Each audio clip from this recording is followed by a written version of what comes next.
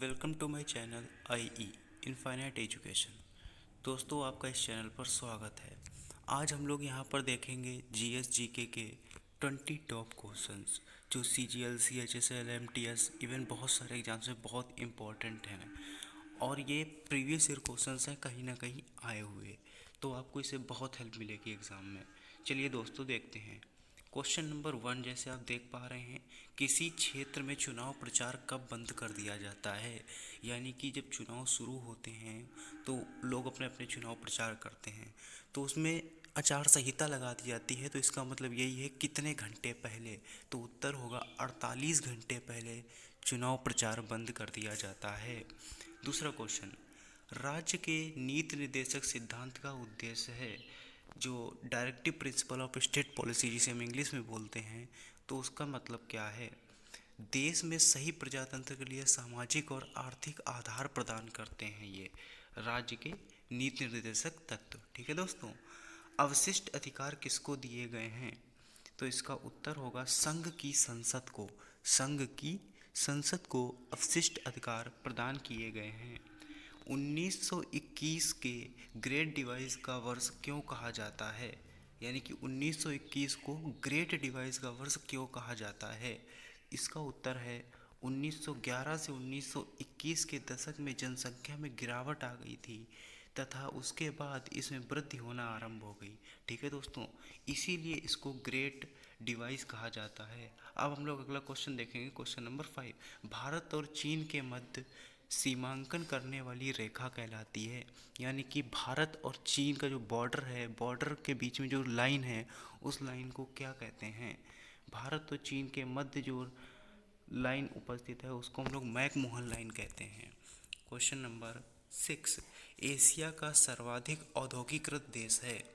सबसे ज़्यादा औद्योगिकृत देश एशिया का कौन सा है, तो दोस्तों इसका आंसर होगा जापान। जापान सबसे ज़्यादा, पूरे एशिया का सबसे ज़्यादा औद्योगिकृत देश है। यानी कि जापान में सबसे ज़्यादा इंडस्ट्रीज़ हैं। अगला क्वेश्चन, पवन वेग किससे संबंधित है। पवन वेग किससे संबंधित है, दाब प्रवणता से। उत्तर होगा दोस्तों दाब प्रवणता से। अगला क्वेश्चन, किस क्रांति के साथ टेनिस कोर्ट ओथ संबंधित है। इसका उत्तर होगा फ्रांसीसी क्रांति से। फ्रांसीसी क्रांति से। अगला क्वेश्चन दोस्तों, कपास, सन, जूट और मेस्ता किस किस्म की फसलें हैं। ठीक है, तो उत्तर नंबर 9 रेसे वाली फसलें हैं। उत्तर नंबर 9 रेसे वाली फसलें हैं। भारत के सुदूर दक्षिणी सिरा कहाँ स्थित है। क्वेश्चन नंबर 10 का जो आंसर होगा वो होगा अंडमान और निकोबार द्वीप समूह में। ठीक है दोस्तों।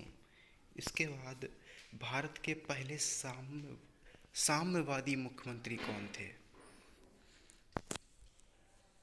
तो दोस्तों भारत के सबसे पहले साम्यवादी मुख्यमंत्री एम नंबूरादिकर के। इसके बाद अगला क्वेश्चन है क्वेश्चन नंबर 12। संपूर्ण क्वेश्चन नंबर 13, सभी संपूर्ण क्रांति का नारा किसने दिया। उत्तर नंबर 12 है जयप्रकाश नारायण। जयप्रकाश नारायण ने ही दोस्तों संपूर्ण क्रांति का नारा दिया। सभी तीनों गोल में सम्मेलन में किसने भाग लिया। ऐसे कौन व्यक्ति थे जिन्होंने 3 गोल में सम्मेलन हुई और तीनों में भाग लिया। डॉक्टर बी आर अम्बेडकर और तेज बहादुर सप्रू, ये दोनों ही लोग थे जिन्होंने तीनों गोल सम्मेलन में भाग लिया। अगला क्वेश्चन नंबर 14 दोस्तों, बांग्लादेश के बनने पर उसे मान्यता देने वाला पहला देश कौन था। बहुत इंपॉर्टेंट क्वेश्चन है दोस्तों। बांग्लादेश जब बना तो उसे देश की मान्यता देने वाला सबसे पहला देश कौन था जिसने ये माना कि वो बांग्लादेश अब कोई देश है। तो इसका उत्तर है भारत। भारत ने ही सबसे पहले मान्यता दी बांग्लादेश को। स्वराज आंदोलन किसने प्रारंभ किया। तो दोस्तों क्वेश्चन नंबर 15 का आंसर है बाल गंगाधर तिलक। स्वराज आंदोलन बाल गंगाधर तिलक ने प्रारंभ किया।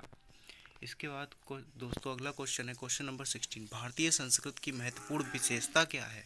बहुत इंपॉर्टेंट क्वेश्चन। हमारी संस्कृति आप जानते हैं विश्व में सबसे महान परंपरा और संस्कृति है, तो क्वेश्चन भी है भारतीय संस्कृति की महत्वपूर्ण विशेषता क्या है, ये आपको पता होनी चाहिए। उसका आंसर है अनेकता और एकता। अनेकता और एकता में हम लोग विश्वास रखते हैं, यही हमारी भारतीय संस्कृति की सबसे महत्वपूर्ण विशेषता है। स्वतंत्रता के बाद विकसित किया गया पहला पत्तन कौन था? पहला पत्तन कौन था? कांडला। भारत और पाकिस्तान के बीच शिमला संधि पर हस्ताक्षर किस वर्ष हुए? भारत और पाकिस्तान के बीच दोस्तों शिमला संधि जो हुई, आपने नाम सुना होगा, उस पर हस्ताक्षर किस वर्ष हुए थे? 1972 में। बहुराष्ट्रीय कंपनी क्या होती है? कई दिशा में प्रचालन करने वाली कंपनी बहुराष्ट्रीय कंपनी कहलाती है। इसके बाद अगला क्वेश्चन और लास्ट क्वेश्चन है, स्पष्ट प्लस अंतर्निहित लागत बराबर क्या?